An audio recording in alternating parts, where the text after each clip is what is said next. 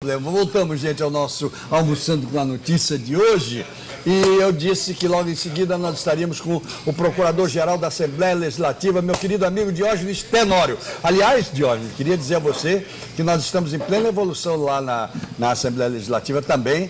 Vai ser um dos nossos parceiros também para pegar a TV Assembleia e colocar aberta através da nossa TV Cidadania também, através da programação de vocês. Perfeito.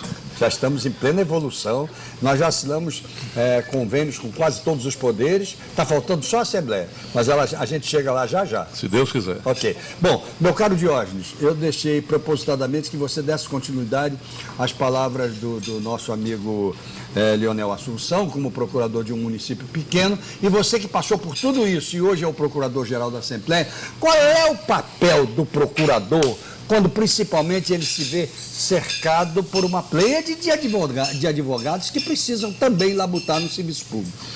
Pois bem, Geraldo, essa questão do concurso que o Leonel abordou é muito interessante. Nós temos dados que dizem que dos 102 municípios de Alagoas, 70 não têm procuradoria constituída. Perfeito. E isso é uma preocupação muito grande para a classe da advocacia. Lógico. Principalmente para os jovens advogados, que buscam a estabilidade da advocacia pública e que não veem disponibilizada essa oportunidade. Ok. Eu fui procurador-geral do município de Maceió, da Câmara Municipal, e hoje estou na Procuradoria-Geral da Assembleia Legislativa, nas três situações, sem ser procurador do quadro efetivo. Nessas situações todas, como procurador-geral, ocupante, portanto, de cargo de confiança, cargo de provimento em comissão. Mas esses três órgãos, Câmara de Maceió, Prefeitura de Maceió, Assembleia Legislativa, eles têm a sua procuradoria constituída, formada de procuradores efetivos, chamados procuradores do quadro. Isso é muito importante porque você faz com que haja uma regularidade no entendimento jurídico e continuidade daquela entidade. E há uma continuidade desse entendimento. Exato. Não é continuismo, de modo que quando chegam esses que, como eu, são transitórios, a gente já tem uma linha que o órgão vem adotando. Perfeito. E isso baliza o nosso posicionamento. Muito bem. Isso ajuda a nossa prática muito diária. Bem. Porque a advocacia pública, ela se reveste de uma situação toda especial, na medida em que ao gestor público, só é permitido fazer aquilo que a lei determina que ele faça. Sem dúvida alguma. Ao contrário de nós, homens da vida privada, que podemos fazer tudo que a lei não proíbe. Então, as limitações que o gestor público tem hoje, as limitações de natureza legal, elas são muitas. Você tem hoje uma lei de responsabilidade fiscal, você tem a lei de improbidade administrativa, exatamente. Você tem a lei das licitações, que já é uma lei vetústia, já antiga, e que já se aprimorou ao longo desse tempo. Já houveram subdivisões dentro da lei de licitação. Mas você já tem as várias modalidades, tem a questão da imprensa, de propaganda, que é uma lei própria, enfim. Então, hoje em dia, o gestor ele tem que contar com um corpo jurídico realmente qualificado, atualizado e que seja capaz de responder a esses reclamos que são muito grandes do dia a dia, porque a administração ela não para. Muito bem. A administração é célere. Agora, veja bem, quando a administração é célere, mas a renovação do seu pessoal especializado não o é, isso cria problemas incríveis. Sim, graves. Graves porque à medida em que você não oxigena o corpo funcional, você fica com estrutura. E olha, gente, arcaica. Eu não estou falando de jovens só não, viu, Lara? Eu estou falando de gente competente. Sim. Que tem que estar sendo, o processo tem que estar sendo renovado. Porque, quer ver, eu vou fazer uma pergunta imbecil, mas não é. O que é pior, a burocracia ou o burocrata? Seguramente o burocrata. Seguramente o burocrata. E você sabe que o serviço público está cheio de burocratas. Não está? Sim, muitos. E isso por quê? Porque não tem renovação. Você vê, quando eu fui procurador-geral do município de Maceió, na gestão do prefeito Ronaldo Lessa, nós fizemos um concurso para a Procuradoria Municipal. O primeiro que aconteceu em mais de 20 anos àquela época. E entraram valorosos procuradores, alguns, inclusive, que não eram jovens na idade. Certo. Trabalhamos juntos, eu e Daniel Brabo, com vários deles. mas que deram uma contribuição expressiva à Procuradoria-Geral do município. Claro. Entrou gente jovem, como Claro. o Estácio, que hoje é o Procurador-Geral, né? Mas entraram umas pessoas mais adultas. Marcela Sampaio foi uma delas, Marinete Santana foi outra, né, que já se aposentaram, porque já eram servidores públicos de outros órgãos. Pois bem, mas tanto os jovens em idade, eu me refiro, quanto aqueles mais maduros já de faixa etária, eles entraram na profissão, Claro. né, com a garra, com a vontade de fazer acontecer, de fazer a diferença. E fizeram para nós essa diferença. Quando eu fui procurador-geral do município, num segundo momento, tendo a honra de ter Daniel Brabo como meu procurador-geral adjunto, a gente já estava com outra configuração na Procuradoria-Geral do município. A estrutura, por si só, ela já andava. Nós dávamos o norte, mas a estrutura já era conduzida. Olha, então, Daniel, a importância do concurso é vital. Daniel era adjunto lá na Procuradoria-Geral do município, quando era o Carlos, né? Meu querido amigo Carlinhos, que era o procurador-geral, e as coisas andavam. As coisas andavam de uma maneira célere. Você, se tivesse alguma coisa que parasse, você ligava. Eu, então, na época, exercendo o cargo de secretário adjunto do trabalho, eu ligava para eles e disse: vamos lá, corre, não tem problema. E isso é graças ao que o Diógenes disse, graças ao corpo jurídico que contém a Procuradoria. Exatamente. Como é você, por exemplo, enfrentando esse enorme abacaxi, que sempre será abacaxi, da Assembleia Legislativa? Na verdade, eu sempre digo, Geraldo, que quem não quer enfrentar problema não pode fazer direito. Não. E muito menos exercer advocacia. Concordo. Né? Tem que fazer teatro, fazer canto, Concordo. fazer física nuclear. Concordo. Mas quem está no exercício da advocacia, seja ela... Tem que ser diretor de comunicação do Tribunal de Contas. Só falta dizer Não, porque eu sei que a imprensa tem esses problemas, e são como graves se também. trabalha ali, viu? Sobral Pinto já Mas- dizia que não é profissão para covarde. É verdade, é verdade. Então, assim, o advogado, tanto público quanto privado, ele enfrenta problemas diariamente. Claro. Né? Os problemas que eu enfrento como Procurador-Geral da Assembleia não são diferentes em nada dos problemas que eu enfrentei como Procurador-Geral da Claro. Câmara, nem como Procurador-Geral do município, né? Porque se cria muito mito, se cria muita falsa impressão a respeito de alguns órgãos. E Mas você não acha que o advogado... Agora eu vou puxar a brasa para minha sardinha. Eu acho que determinadas instituições, em momentos são justiçadas e outros injustiçadas. Eu acho que existem os exageros em relação, por exemplo, à Assembleia Legislativa. Existem os exageros. Não acha que falta um planejamento estratégico de comunicação aliado à Procuradoria da Assembleia, não à mesa da Assembleia, mas à Sim. Procuradoria, para elucidar o povo melhor a respeito disso? às vezes falta, às vezes Eu acho falta. que falta. Eu sempre digo que eu sou muito agraciado pelos céus, porque nesses cargos todos que eu desempenhei como Procurador-Geral, por exemplo, eu fui Procurador-Geral na época do prefeito Ronaldo Lessa, como ele disse, na época do presidente Galba Novaes, da Câmara Municipal, presidente Fernando Toledo, agora presidente Luiz Dantas, da Assembleia. Todos esses, superiores hierárquicos meus, nunca interferiram no trabalho Perfeito. da Procuradoria. Perfeito. Nunca me pediram que desse um parecer nesse ou naquele sentido, Esse estímulo é nem muito que importante. mudasse o meu posicionamento. Isso é tudo que o advogado precisa, né? Ser fiel ao seu entendimento jurídico, que é sempre, eu faço questão de deixar claro, exclusivamente jurídico. A única coisa da qual eu entendo é de direito, eu não entendo nada de política, né? Então, a minha visão sempre nos pareceres que eu emito, nas opiniões que eu sou instado a dar, é exclusivamente sobre o tema jurídico que naquele momento está sendo Tudo bem, discutido. então você veja o seguinte, o que acontece com determinadas instituições, eu tenho que colocar a Assembleia nisso, nivelam por baixo. Quando, na realidade, existem testemunhais como esse que você está dando agora, que são de uma importância fundamental para aquecer a comunicação com o povo e dizer, não é bem assim. A coisa que você está dizendo que é assim, não é bem assim. Pode ser assim, pode ter problemas aqui, problemas acolá, problemas pessoais de cada um dos deputados ou coisa parecida, mas não a coisa como instituição.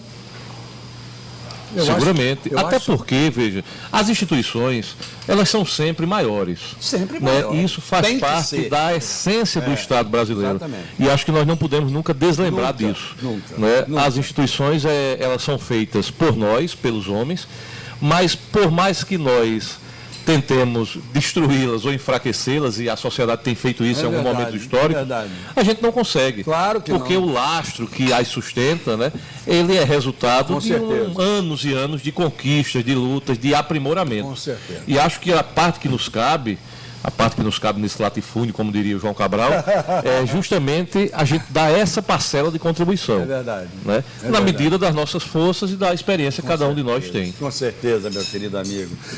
Leonel, que pergunta eu não fiz a você, Leonel, nesse programa, que você gostaria que eu tivesse feito para não sair frustrado daqui? Que aquele miserável podia ter me perguntado isso que eu queria responder. Vai, diga. Como procurador do município, né, do interior principalmente, nós também sofremos ainda mais com a omissão da OAB em relação aos fóruns, às comarcas municipais. Né? Muitas vezes, não só o advogado, o procurador também, sofre para falar com o juiz. Você tem que marcar uma audiência para falar com o assessor. Né? Então, nós ficamos muito fragilizados, né, digamos assim. Ficam reféns da autoridade maior. Nesse ponto. Porque não somos recebidos, é muito difícil um juiz do interior receber, é uma dificuldade tremenda. Que coisa, hein? Quando aparece no município, né, os processos lá se arrastam, ainda tem isso, se arrastam lá por diversos anos, né, então eu acho que a OAB é omissa nessa parte também, né, não cobrar, não fiscalizar isso aí e não ajudar. Principalmente o advogado que está ali alguma. no dia a dia, né, lutando para ter, muito boa essa sua colocação, viu? A sua ação é resolvida, o seu ganha-pão. E a OAB pode brigar por isso, não pode? Deve. Pela presença do juiz e pela presença do advogado junto ao juiz. Deve. Deve brigar Deve por isso. brigar. Olha, eu acho que a pergunta que eu não fiz a você colocou muito bem. Obrigado por ter vindo a esse programa. Eu que agradeço. Agradeço profundamente. Qualquer dia desse vamos fazer um bate-papo, tá bom? Eu que agradeço. Tá? Muito obrigado. Obrigado mesmo. Daniela Steconi, como eu gosto do assunto consumidor. Você não imagina como eu gosto. Né? Eu não quero você sair frustrada daqui, não. Que pergunta eu não fiz, Daniela?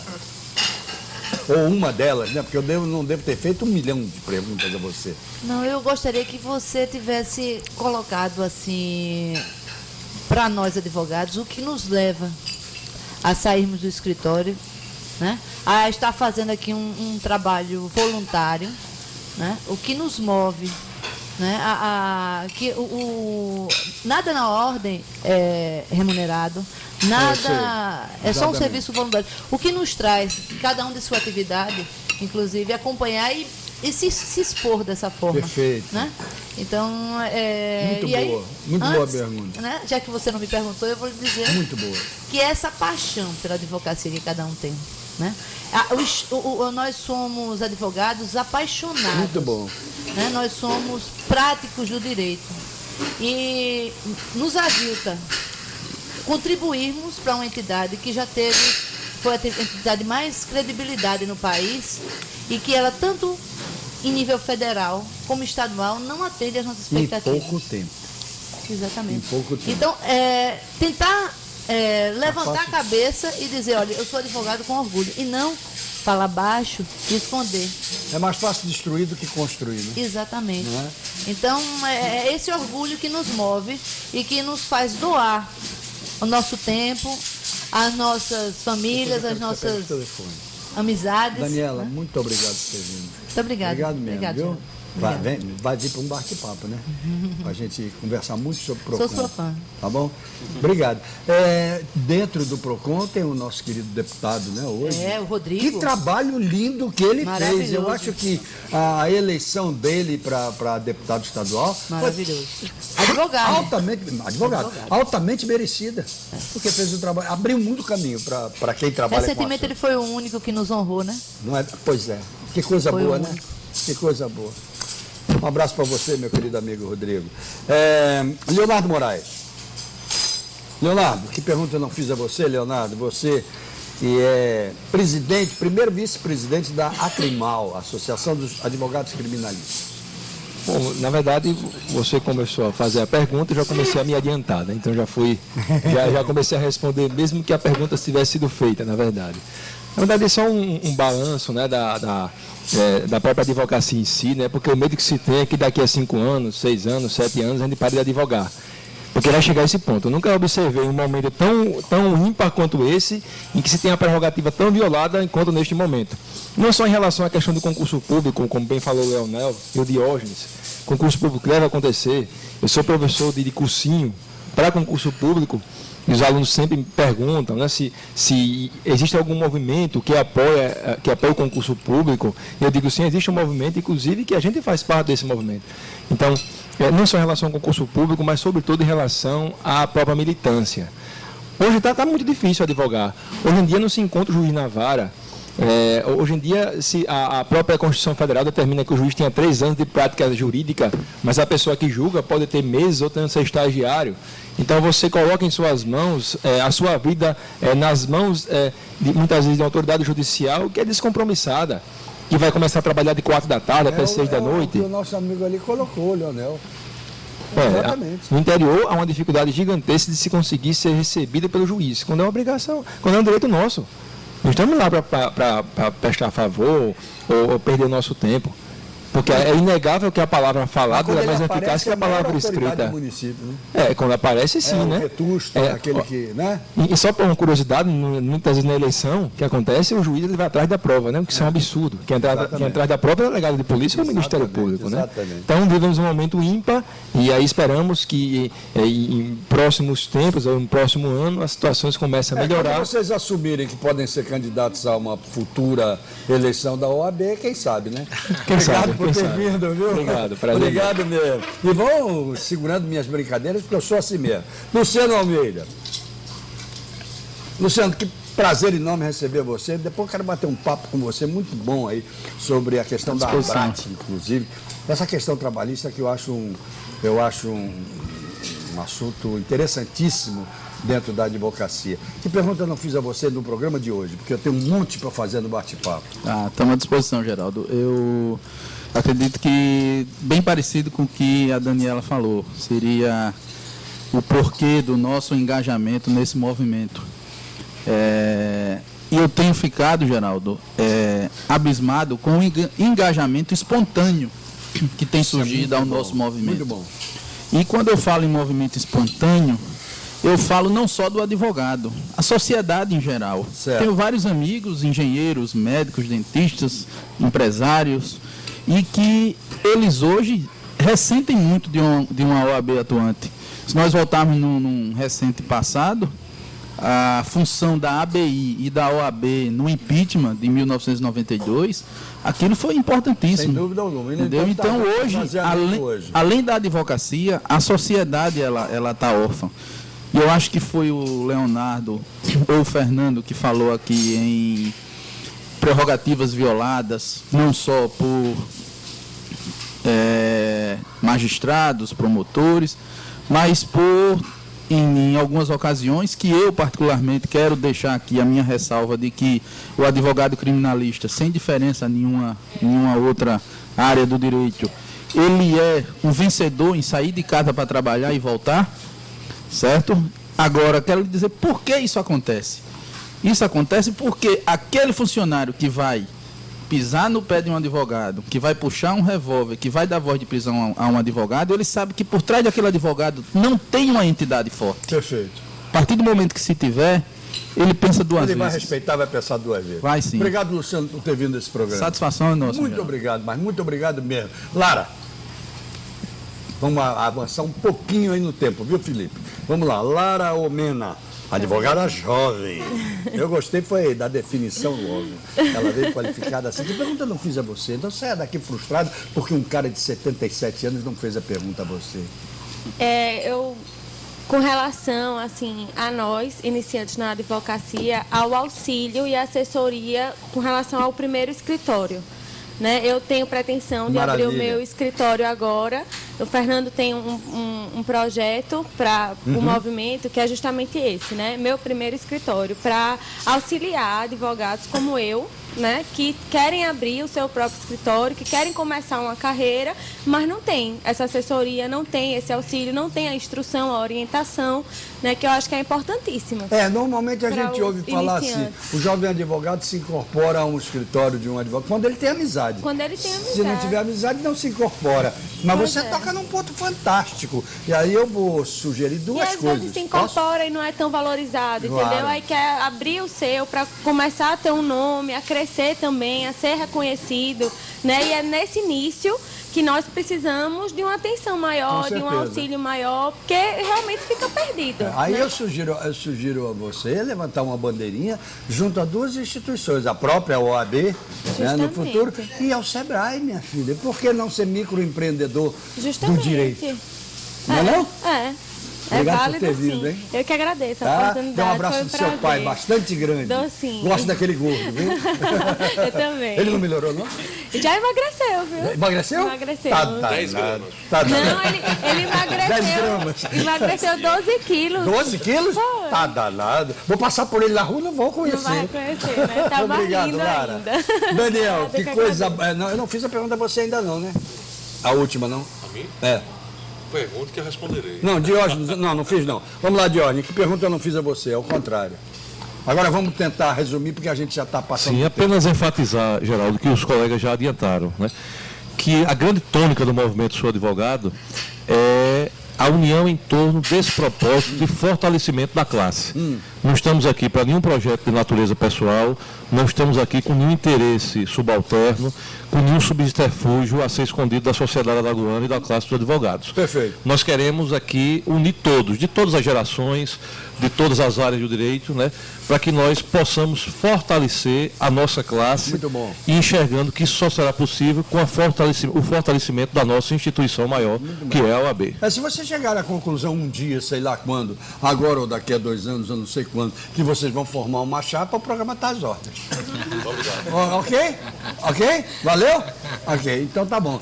Meu caro Daniel Bravo, que pergunta eu não fiz a você, meu caro Daniel. Obrigado, agradeço ao Marcelo por essa conjunção de esforços para botar tanta gente boa aqui. Geraldo, primeiro eu que agradeço mais uma vez estar aqui, eu acho que é a 5ª ou 6ª vez já. E lhe digo, já me intrometi tanto, tanta gente falando que não teria nenhuma pergunta que eu sairia frustrado daqui. Ao contrário, saio agradecido. Acho que quem ganhou foram todos os advogados, fomos nós aqui que pudemos conversar com você. Mas eu acho que uma pergunta que talvez seja muito interessante, falamos tanto em eleição e OAB, seja o caso do que o advogado deve pensar, o que o advogado deve ponderar na hora de escolher o seu representante maior de classe, o seu presidente da OAB. Eu acho que essa pergunta é que deve ser colocada. Eu posso até, como gestor, iniciar, mas deixaria até para o Fernando depois Muito bem. possível concluir. Muito bem. E que no meu pensamento eu tive a grata satisfação de, quando iniciar um período de ordem, ter presidentes bastante atuantes. E vi que o que é necessário, primeiro, é que seja uma pessoa que tenha disposição. Segundo, que seja uma pessoa que conheça Muito bom. as angúrias do advogado, Muito bom. que milite, que esteja no fórum ralando a fivela, que possa saber o que é que o advogado está precisando, qual é a dificuldade, que saiba onde é que fica coité do Noia, para poder, na hora que o advogado estiver lá, que tiver um problema, ele possa, se não ir, mas designar alguém, que saiba quais são todos os problemas de advocacia e que possa estar presente. Não é virtualmente, Vou que possa estar tentar presente. resumir, que não deixa a OAB subir a cabeça, mas suba a cabeça da OAB. Perfeito. Não é aí? E aí eu Acho que encerro, é por aí. por causa do tempo, lhe agradecendo, e deixo até para o Fernando, que se puder complementar. Ok, obrigado, Daniel, por ter vindo. Leve meu abraço muito especial ao Marcelo, que você sabe que vocês dois fazem parte do meu coração. E da minha vida profissional também. Obrigado. Meu caro Fernando Falcão, mais uma vez uma satisfação enorme de receber você, mas não Toda saia minha. frustrado daqui. Que pergunta eu não fiz? Geraldo, se há uma crise vocacional na advocacia, Ah, eu entendo que sim. Eu vou lhe contar um fato. Eu sou professor da Universidade Federal, do curso de Direito, já há 13 anos, e as minhas disciplinas são disciplinas de final de curso. E eu sempre tenho uma curiosidade de perguntar em sala para aqueles alunos que já estão ali com 80% a 90% do programa curricular concluído, Quantos deles pensam em advogar? E acredite, numa turma de 60, não mais do que 4 ou 5 respondem que sim.